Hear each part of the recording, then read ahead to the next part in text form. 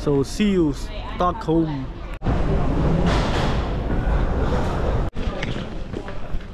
So dito may choices pagbaba mo ng barko. Pwede kang sumakay ng train, tapos meron din dito konektado rin sa metro. Hanapin namin kung saan yung bilihan ng ticket. Figure out pa namin kung paano kami makakapag ng ticket papunta ng metro. Pero at least dito yung barko connected siya sa sa may metro dito, kaya don't worry kung paano kayo makakapunta from sa port dun sa mismong Stockholm City.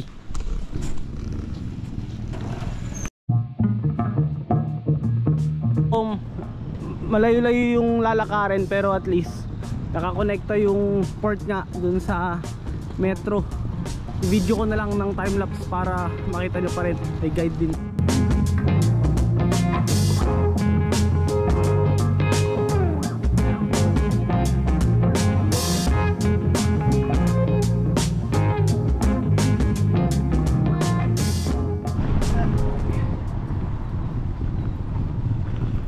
Medyo mahaba-haba pa lang lakaran pag pag sa subway kayo. Naghahanap ako ng habal-habal dito, wala akong mahanap na habal. Welcome to Stockholm. After 20 minutes paglalakad, dito na kami sa subway.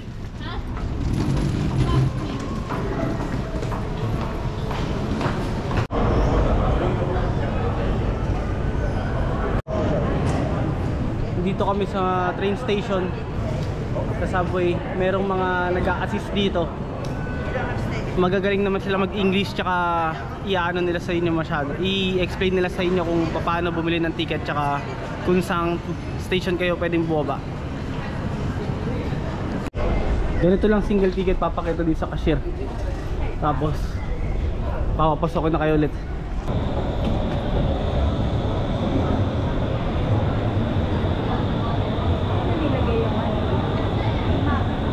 Sa akin, you know, yung inano namin, single ticket for 72 minutes.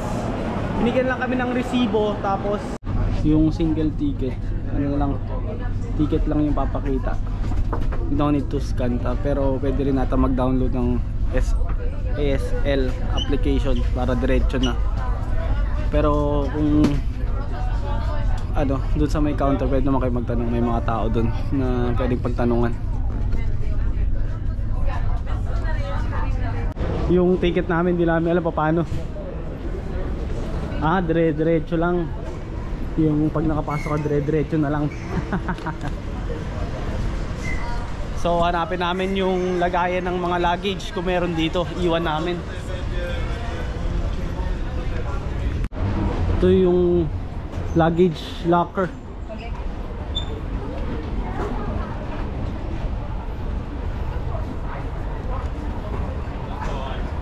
Iwan muna namin yung luggage dito para makapaglibot kami ng maayos. Makapaglibot kami ng maayos sa Sweden.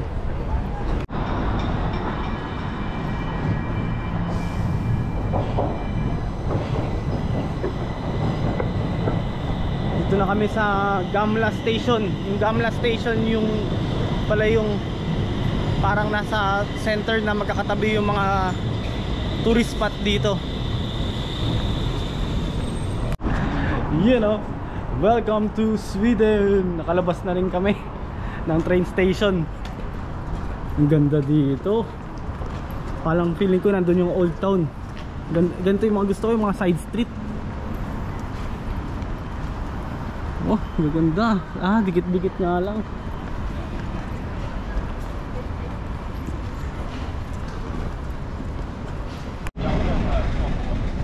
Actually, di ko alam kung nasaan kami, pero ang gaganda ng mga building dito, grabe. Tapos dito muna kami, pasok kami dito sa mga maraming pupuntang tao. Old Town na yan?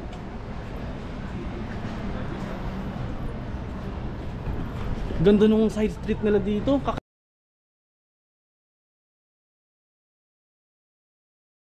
Ganda ng side street nila, yung ma-feel mo talaga nasa ano ko, Europa.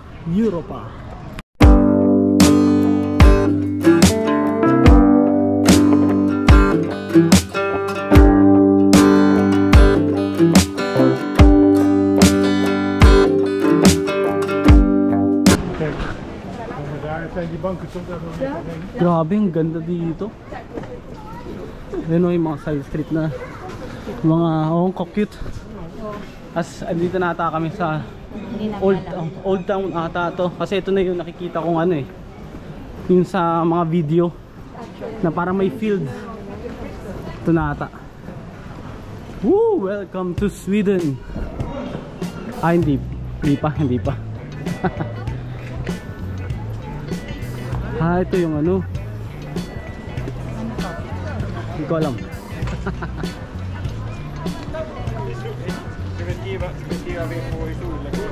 Grabe, ang ganda dito. Kakaiba yung vibes. Ah, ito na yun, mine.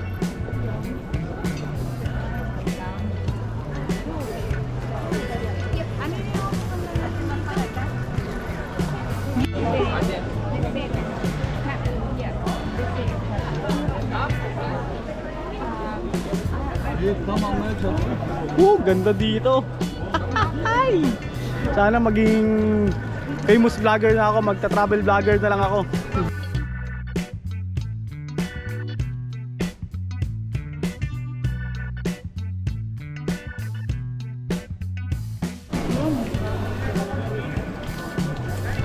Grabe, buti na lang hindi umulan at sakto lang yung panahon.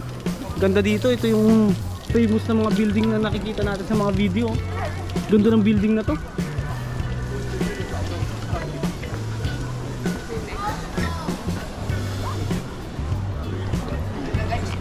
Maraming turista pero okay lang din naman. Sobrang kakaiba yung itsura dito sa Old Town.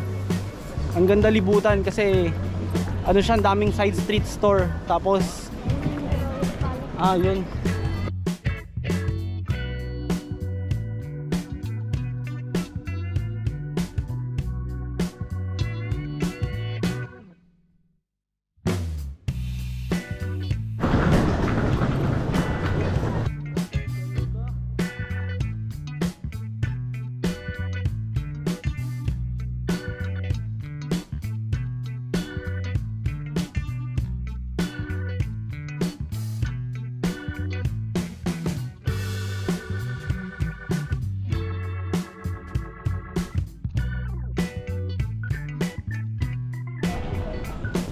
Ang ganda, hindi namin alam kung left or right. Comment down below. Pero grabe, ang ganda dito sa Old Town ng Sweden. Siguro bilangan nyo na lang kung ilang beses sabihin na maganda dito. Ganda ng building. Ito na tayo. Ganda ng mga sombrero dito. Parang sarap mga souvenir.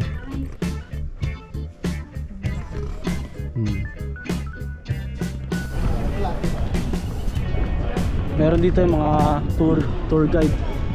Tour.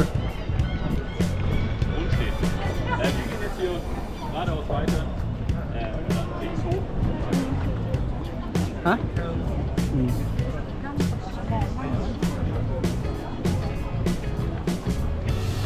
Ba yung Old Town talaga dito, sobrang, ito yung in-expect ko na ano sa Europe eh.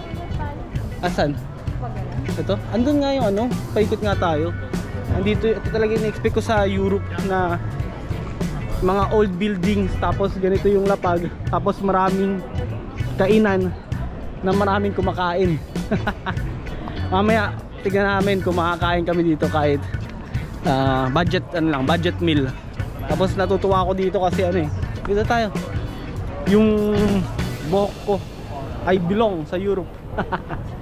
Saktong sakto nagpa-vlog ako.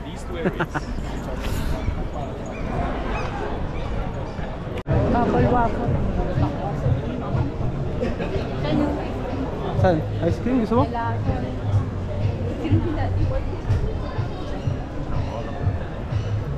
Ganda dito may no.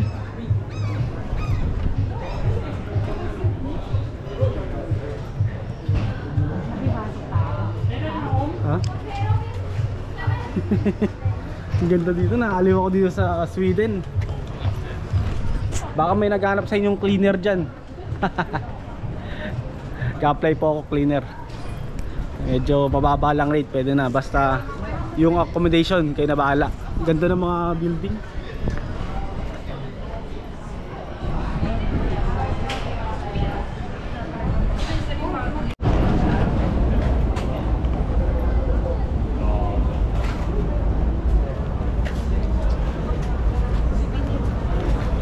Ha? Left magnet.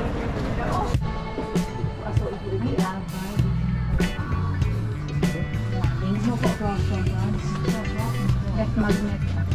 Ayan o, left magnet sa likod mo.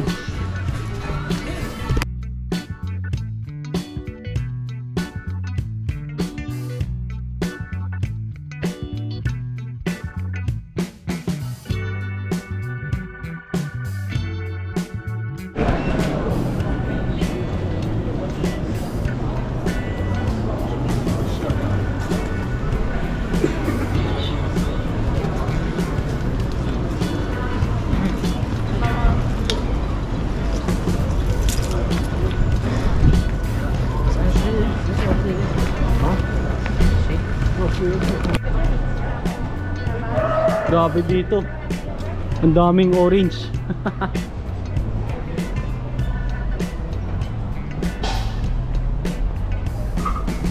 Punta na kami dun sa hindi namin alam kung saan.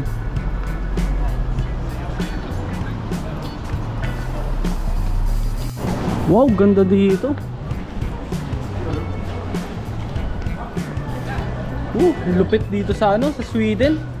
Ano siya? Tag dito, sobrang sulit yung trip dito sa Sweden pa lang. Magkakatabi pa kasi yung mga building, oh. Here's the Royal College.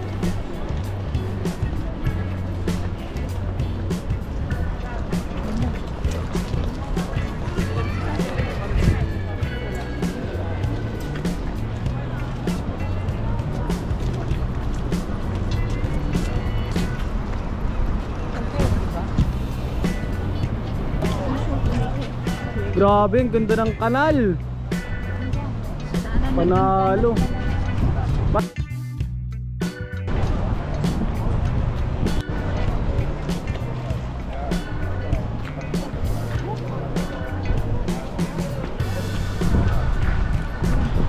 Ganda ng ano na naman, isang maganda na naman yung sinabi ko, structure nila dito. Tapos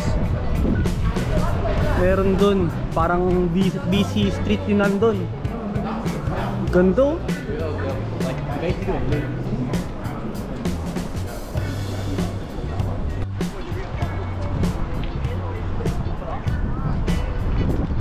Grabe, panalo yung ano dito. Ewan ko, sobrang ganda. As in, sulit na sulit yung Sweden. Sobrang ganda.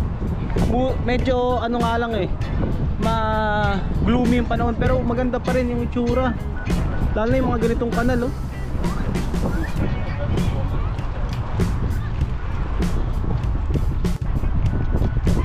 Tara.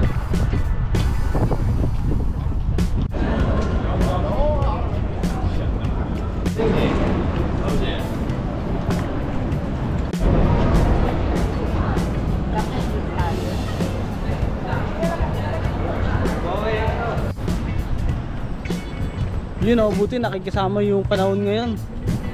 Medyo gloomy pero medyo maaraw. Sakto lang, hindi siya ganun kainit.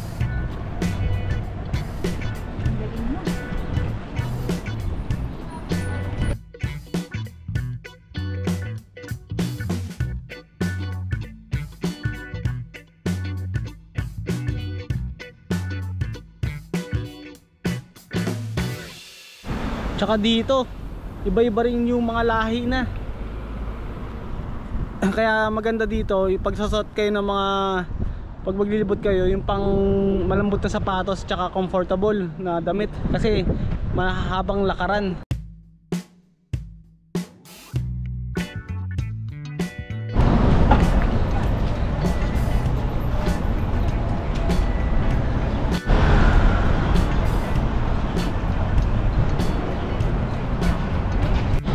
så länge sedan eller?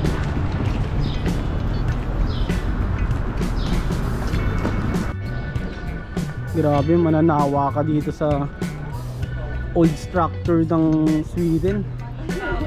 Tapos yung mga ganito pa, oh. Tabi-tabi lang siya. Sobrang ang sarap maglakad. Maaliw ka talaga. Grabe. Napanatili nila yung ganitong structure at kagandang park sa kanila. Sige.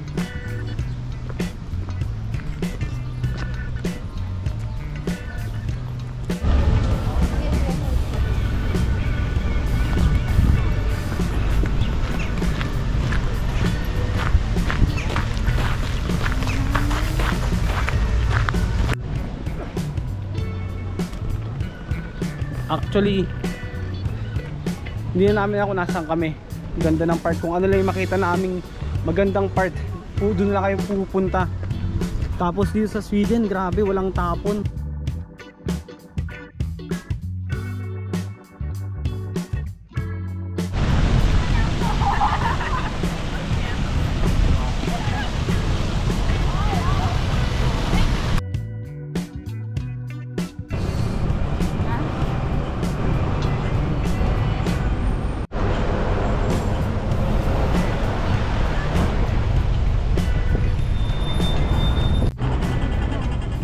Actually guys, ayoko na mag video kasi sobrang dami ko na ng tips, pero hindi ko mapigilan yung sarili ko kasi sobrang ganda talaga dito sa Sweden.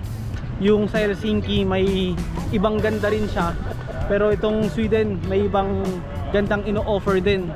Sobrang sulit, kaya yung mga taga Finland na kaibigan ko, punta kayo dito, sobrang ganda. Walang tapon, wala pa akong tapon na view na nakikita dito. Sobrang ganda kahit saan ka tumingin.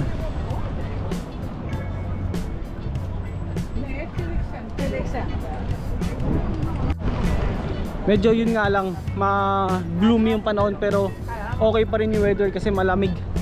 Sarap din maglakad, tsaka talagang maaliw ka.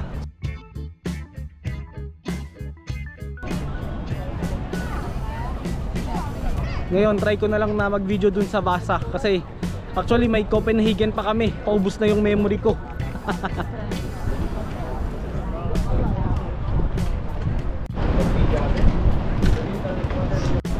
Ang daming tao dito guys, parang ako ata yung inaabangan nila. Imbis dun ako sa hotel lumabas, nandito ako sa labas ng hotel. Sabi ko na nga ba, famous na akong vlogger sa Europe.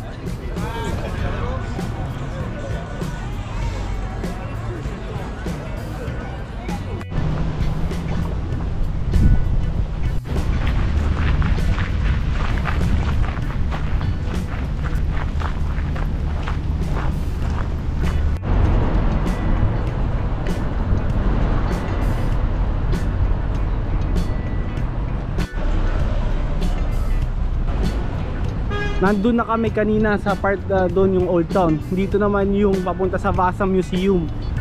Yung mga building dito, grabe ganyan.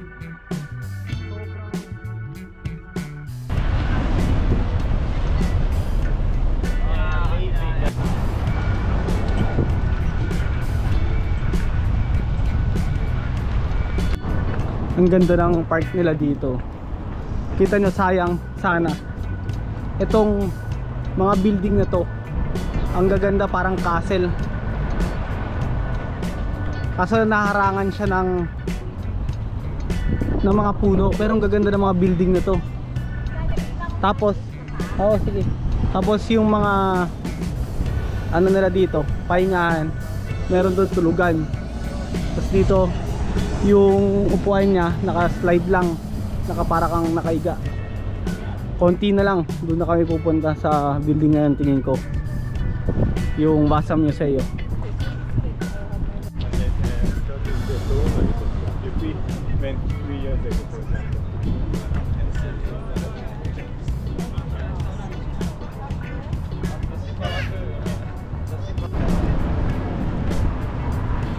You know, update sa amin. Sumusuko na yung mga legs namin. Ano, Kakalakad namin. Punta na ata kami dito sa ano, sa Manila. Dito na kami sa Jones Bridge. Ang ganda, Jones Bridge. Ang ganda talaga dito. Grabe, ang layo na napunta namin. Lahat talaga ang ganda. Meron pa nga doon ata na church. Tapos ito na yung Jones Bridge. Ganda.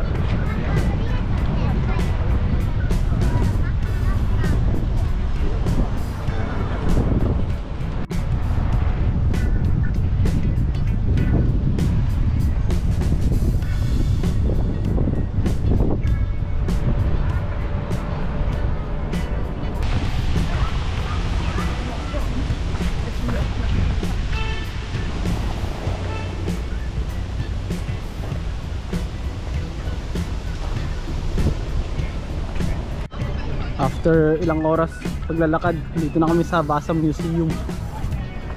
Yung old boat ship, old ship pala ng Sweden.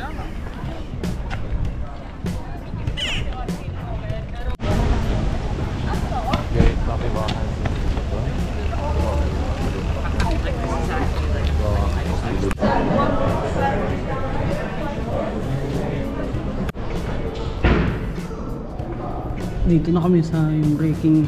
Wow, grabe, ang ganda.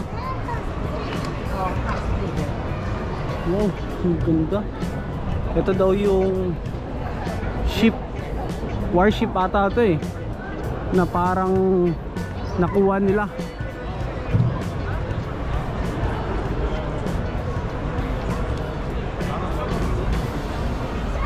Grabe, parang ito yung babayaran mo dito, no?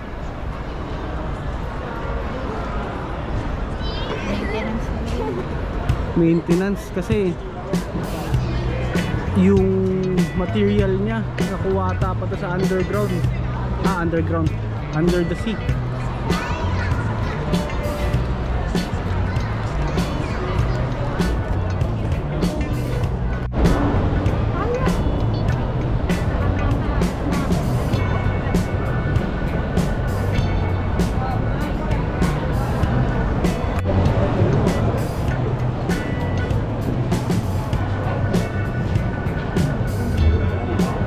Sa dagat.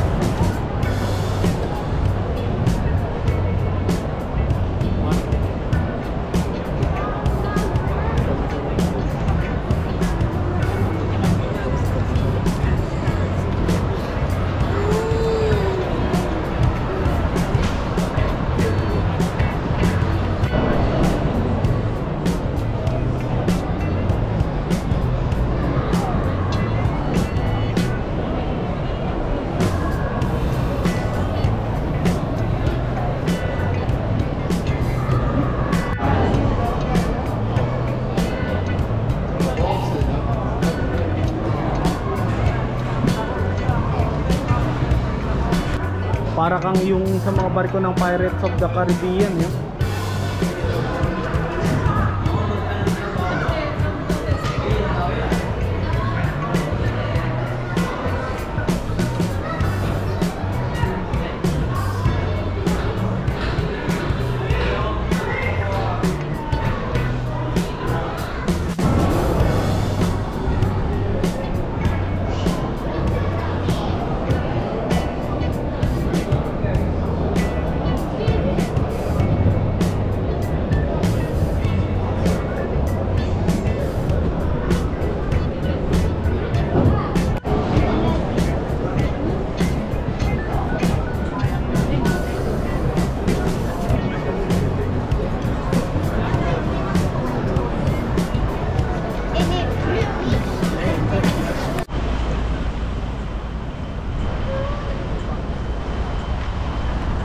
Meron din palang modern building dito sa Sweden. Sa kabilang part yung mga old building, tapos dito yung mga modern building. So pinapayo ko sa inyo, maganda na mag 2 days na trip dito sa Sweden kasi sobrang laki niya talaga. Tapos yung mga pupuntahan mo dito magkakalapit pero malaki yung Sweden. Kaya 2 days yung advice ko. Tsaka maghanap kayo ng bike na pwedeng rentahan. Kasi mas maganda pag nakabike na nakarenta. Mas madaling ikutin yung Sweden.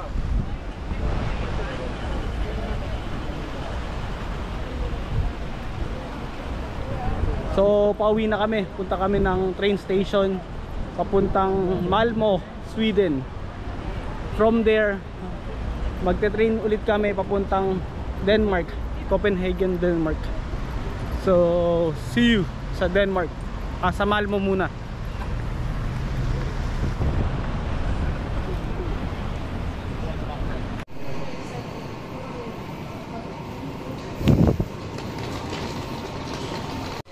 Andito kami ngayon sa Central Train Station ng Stockholm. Papunta kami ngayon sa Malmö, Sweden. Around 8 hours yung biyahe. Dito na kami matutulog. Parang dito na yung accommodation namin for the night. Tapos dating namin sa Malmö 7 AM. Tapos after ng Malmö, mga 40 minutes naman mga 40 minutes naman papuntang Copenhagen.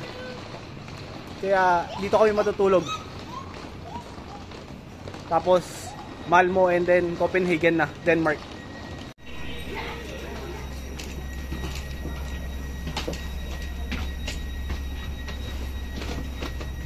Ganito yung loob ng train na dito, parang commuter train lang. Pero meron dito bunk bed. Meron din ganito lang matutulog dito.